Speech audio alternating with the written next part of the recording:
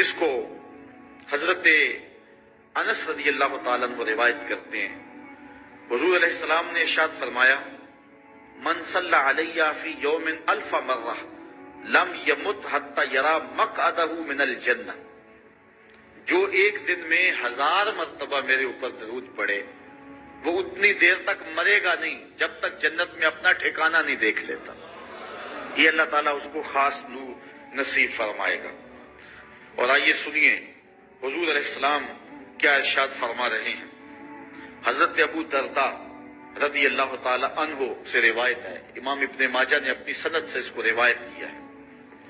قال قال رسول اللہ صلی اللہ علیہ وسلم اکثروا علی من الصلاۃ کل یوم الجمعہ فإنه مشہود تشہدہ الملائکہ، حضور نے فرمایا کہ ہر جمعے کے دن میرے اوپر کثرت کے ساتھ درود پڑھا کرو، چونکہ یہ یوم مشہود ہے، اس دن فرشتے حاضر ہوتے ہیں، تو جمعے کے دن کثرت کے ساتھ باقی دنوں کی نسبت میرے اوپر درود پڑھا کرو۔ تو وَإِنَّ أَحَدًا لَن يُصَلِّيَ عَلَيَّ إِلَّا أُرِدَتْ عَلَيَّ صَلَاتُهُ حَتَّى يَفْرُغَ مِنْهَا، اس لیے کہ تم میں سے جو کوئی میرے اوپر درود پڑھتا ہے جب تک فارغ نہیں ہو جاتا اس کا درود جو ہے وہ میرے اوپر پہنچا دیا جاتا ہے۔ کالا، تو حضرت ابو درداء کہتے ہیں، قل، تو میں نے کہا، وبعد الموت، حضور جب آپ اس دنیا سے چلے جائیں تو کیا اس کے بعد بھی یہ وظیفہ اور یہ عمل جاری رکھیں؟ حضرت ابو درداء رضی اللہ تعالی عنہ نے جو ہے یہ وضاحت حضور سے پوچھی، اور یہ بھی بڑے جلیل القدر صحابی ہیں، بلکہ صحابہ میں سے انتہائی متقی اور پرہیزگار صحابی ہیں۔ بلکہ حضرت ابو درداء کے بارے میں آتا ہے کہ فجر کی نماز پڑھ کے جلدی چلے جاتے تھے۔ ایک دن حضور نے روک کر کے کہا، ابو درداء کاہے کی جلدی ہوتی ہے کہ رکتے بھی نہیں، بہت جلدی چلے جاتے ہو؟ عرض کی، حضور میرے ہمسایوں کے گھر میں کھجور کا ایک لمبا درخت ہے، اور آج کل مدینے میں کھجوروں کے پکنے کا موسم ہے، اور سحری کے وقت ٹھنڈی ہوائیں مدینے کو سلامی دینے آتی ہیں، اور میں اس لیے جلدی جلدی چلا جاتا ہوں کہ وہ جو کھجوریں جھڑ کے میرے ویڑے میں گر جاتی ہیں، بچوں کے اٹھنے سے قبل ہمسائے کے گھر میں پھینک دوں کہیں میرا بچہ کوئی نہ کھا لے، اور ہماری سڑک سے گنے کی ٹرالی گزر کے تو دیکھیں۔ یہ دیکھیے حضور علیہ السلام کے صحابی کا عمل اور ان کی زندگی کے معمولات۔ یہ ہے حضرت ابو درداء رضی اللہ تعالیٰ عنہ، کہتے ہیں میں نے حضور سے کہا، حضور جب آپ اس دنیا سے چلے جائیں گے تو کیا پھر بھی درود آپ کو بھیجیں اور پھر بھی آپ پر پہنچتا رہے گا؟ تو سنو حضور نے کیا کہا۔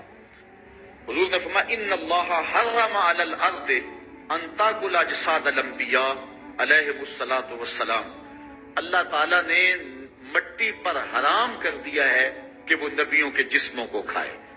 نبی قبروں میں زندہ ہوتے ہیں اور ان کو رزق بھی دیا جاتا ہے۔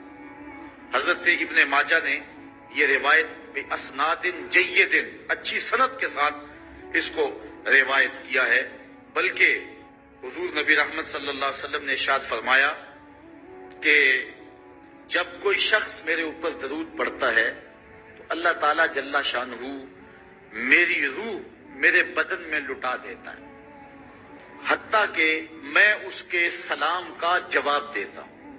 وہ کیا، کسی نے کہا، شعر تو سادہ سا ہے لیکن اس حدیث کا ترجمہ ہے۔ وہ کسی شاعر نے کہا تھا کہ درود پڑھنے سے ثواب ملتا ہے اور سلام پڑھنے سے جواب ملتا ہے۔ اگر کوئی شخص حضور کی بارگاہ میں سلام پیش کرے تو اس کا جواب ملتا ہے، اور اہل حق حضور علیہ السلام کی بارگاہ میں اس سلام کو محسوس کرتے ہیں۔ حضرت امام مالک نے یہ بات کہی کہ اگر کوئی شخص حضور کے روضے پہ جائے، باقی ائمہ کہتے ہیں کہ وہ کہے کہ میں حضور کے روضے کی زیارت کر کے آیا ہوں، لیکن امام مالک کہتے ہیں کہ یہ نہ کہے میں حضور کے روضے کی زیارت کر کے آیا ہوں، بلکہ یہ کہے میں حضور کی زیارت کر کے آیا ہوں۔ کیونکہ حضور علیہ السلام کو جس نے حضور کے روضے کو دیکھا، حضور نے فرمایا وہ ایسے ہی ہے جس نے میری زندگی میں اس نے مجھے دیکھا۔ حضرت شیخ سید احمد کبیر الرفائی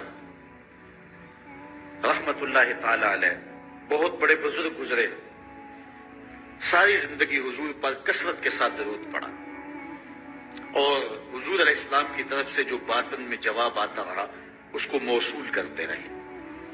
اللہ تعالیٰ جل شانہ نے توفیق دی، پھر دیار نور میں حاضر ہوئے، 555 ہجری کا یہ واقعہ ہے. اس کو تمام مکاتب فکر کے لوگوں نے سوائے ایک مکتبہ فکر کے اپنی کتابوں میں لکھا ہے. تبلیغی جماعت والوں نے اپنے شیخ الحدیث زکریا سہارنپوری نے کتاب الحج میں لکھا ہے، باقی لوگوں نے بھی لکھا ہے. درجنوں تذکرہ نگاروں نے اس واقعہ کو بیان کیا ہے اور اس کی صحت پر اہل علم کو کوئی اختلاف نہیں ہے. 555 ہجری کی بات ہے کہ وہ حضور کے روضے پہ بنفس نفیس حاضر ہوئے اور حاضر